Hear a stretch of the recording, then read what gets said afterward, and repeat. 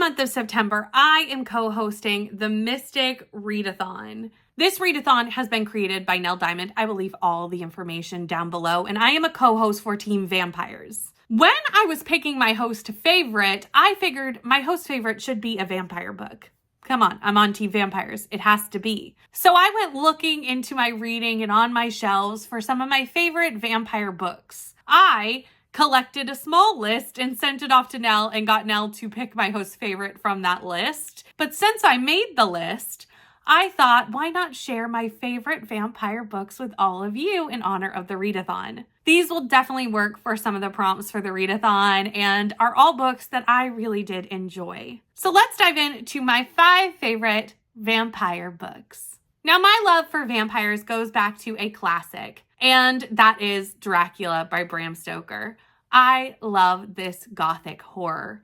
And you will notice a theme through the other 5 books that they are definitely linked, at least some of them, to this classic literature. This is Episcopal style, so it's told through letters and diaries, and it follows Jonathan Harker when he stumbles into Dracula's castle. Obviously, he has a run-in with this vampire, and eventually, him and his friends decide they should maybe do something about the vampire that they've met. I don't read a lot of classics. It's not something that I would normally recommend on my channel, so you know it's actually a favorite, and I really do feel like it's pretty easy to read, even though it's a classic. Some classics are harder to pick up and get through.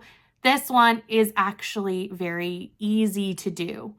But also, immersion reading this is never bad. Let's stick in the Dracula world for a couple more books, though, with Dracula, which a lot of people think I am just spelling Dracula wrong when I type this out, and I'm not. It's a different book, written by a different Stoker. This one is written by Dacre Stoker, who is the great nephew of Bram Stoker. And he uses Bram's notes, which are actually in the back of the book. So you can go to the back of the book and see Bram's notes for writing Dracula to create his own fictional story following Bram. And what influenced Bram in writing Dracula's story. This is definitely fictionalized, but also based on some things that actually did happen to the author. You learn about the author's early life, so it does have a historical fiction aspect to it, but it does assume that the author ran into vampires. So there is some horror aspect to it as well.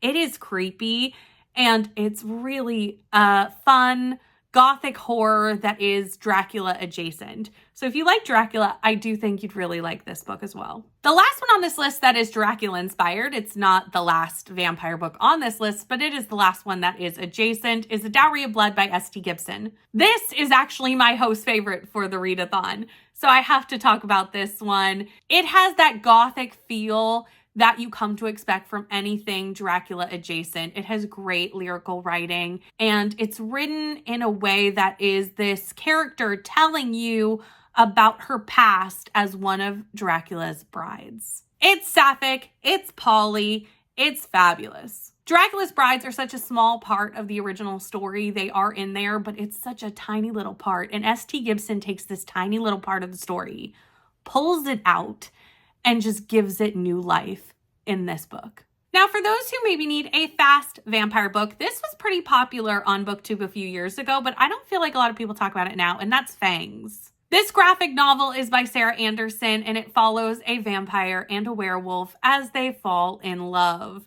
And it has a lot of humor of how they have to overcome their different abilities and ways of life to be able to come together. It's very funny. Elsie is our vampire and Jimmy is our werewolf, and you see them kind of go about their slice of life that is severely impacted by the fact that one of them can only go out at night and one of them drinks blood and the other one is like a wolf half the time with the moon. It's a fun one that I highly recommend. Last, we have a short story collection, which technically is my lowest rated of these books on Goodreads. I did only give it a 3-star, mostly because with a short story collection, not all of them are going to hit. But there are some in this short story collection that really, really, really hit. Definitely one that you may know about is First Kill by V.E. Schwab. It was made into a Netflix series not that long ago. which is actually when I picked this up because I wanted to watch the Netflix show, but wanted to read the original source material first. This is edited by Zordea Cordova, and it is a fun vampire short story collection. There are some really good vampire stories in here, and something that you could just like pick up one, pick up another, kind of read throughout, or sit down and read the whole thing like I did. I know there's been other collections made since this one following mermaids, and I think there's another one. I can't think what creature it's following, but this is the only one I've read, but I do have intentions to read the rest. So this is a pretty short video with 5 vampire recommendations that I had to give to you going into the Mystic Falls Readathon. If you haven't signed up for the Readathon, this is your second reminder to do so. Might I recommend Team Vampires? And we are going to have a great month. Nell has put in so much work into this readathon, and I know we're going to have so much fun. So if you made it this far in the video, leave a vampire emoji. It just has to be. It must be the vampire emoji. Please like, comment, and subscribe, and I'll see you in the next one.